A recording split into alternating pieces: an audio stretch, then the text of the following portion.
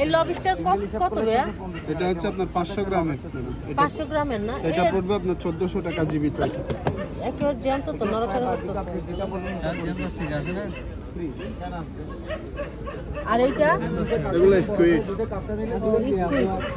Squid এই যেটা এরকম চড়া, যেটা বডিটা না?